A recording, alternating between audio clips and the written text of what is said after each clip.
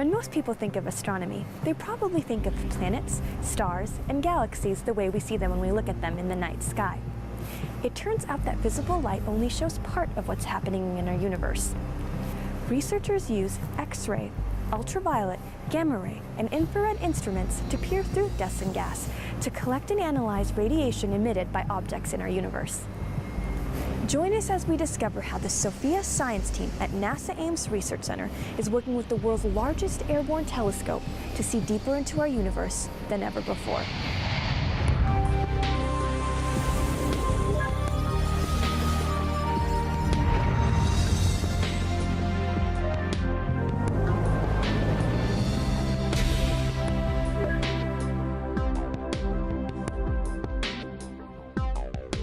To tell us more about infrared astronomy, today we'll be meeting with SOFIA project scientist Pam Markham. So Pam, what is infrared astronomy and why is it so important? Because of its longer wavelengths, infrared light is redder than the reddest color that the human eye can detect.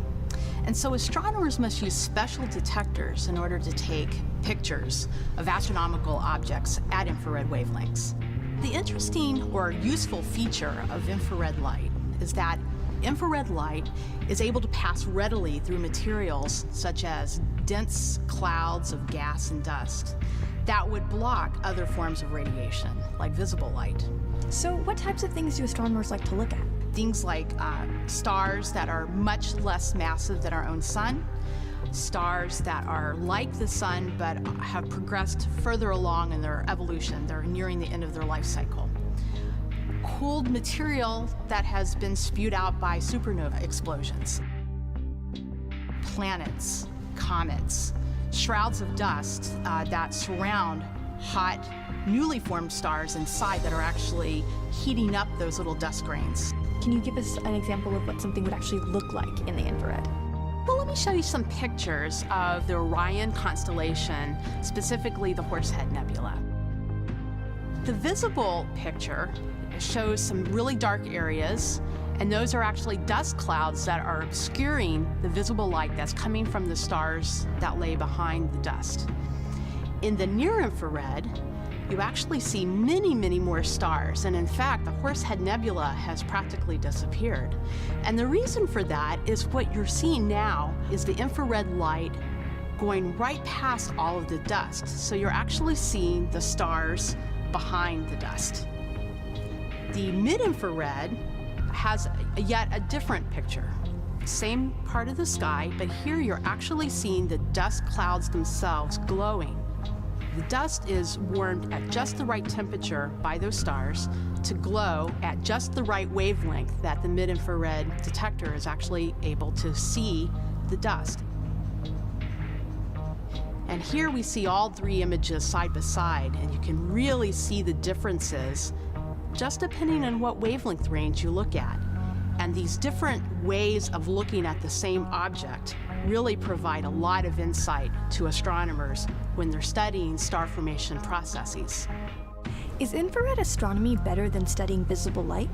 Well, infrared astronomy is complementary to studies at other wavelengths, including visible light. And each type of investigation at these different wavelengths comes with their own advantages as well as unique scientific insights. It turns out that water, of all things, is an infrared astronomer's worst enemy. Humidity in the Earth's atmosphere absorbs infrared light, making observations at those wavelengths not possible, even from the highest mountaintop. You know, it's kind of ironic to think that an infrared photon may have been traveling through lots of interstellar dust and gas for thousands of years, only to get stopped dead in its tracks once it enters the Earth's atmosphere. To tell us more about the SOFIA program, we'll be meeting with SOFIA Science Mission and Operations Director, Eric Young. So Eric, what is SOFIA? SOFIA is the Stratospheric Observatory for Infrared Astronomy. It's a very highly modified Boeing 747 that does observations in the infrared. And to really understand what we have with SOFIA, you have to think about and visualize what had to be done to the airplane to make this observatory. We start off with a Boeing 747, which was one of the largest passenger airplanes in the world. You have to cut a hole in the side of the airplane about the size of a garage door, put in a telescope that's 10 feet in diameter, and then have a control system that will point this telescope and keep it steady to the angle of a dime at a distance of a mile. In order to accomplish that, we've had a large team from a lot of different organizations involved. This included NASA Dryden Flight Research Center, NASA Ames Research Center, and the German Aerospace Center. What makes SOFIA different from other observatories doing infrared astronomy? Well, the most obvious thing, of course, is that it's in an airplane, and it's the biggest flying observatory in the world. It is an airplane that flies well above most of the water vapor in the Earth's atmosphere. And water vapor, as Pam mentioned, is the real problem with doing infrared observations because it blocks lots of the spectrum. With SOFIA, there's a huge chunk called the mid and far infrared, which is only visible if you get above the Earth's atmosphere, and that makes it unique. Another unique capability of SOFIA is the ability to fly where the observations have to be made. Can you give us an example of the kind of science SOFIA is doing? Well, SOFIA does all kinds of science for astronomy. The observations on SOFIA are open to astronomers all over the world. The very best proposals that are judged by other astronomers to be on SOFIA are the ones that get observed. We're opening the door.